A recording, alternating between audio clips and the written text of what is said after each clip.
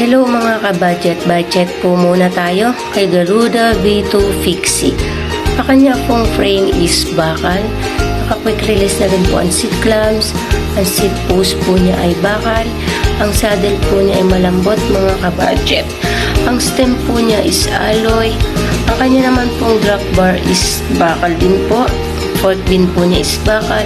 Ang hubs po niya ay di naka-quick release. Ang gulong po niya ay 700 by 23C.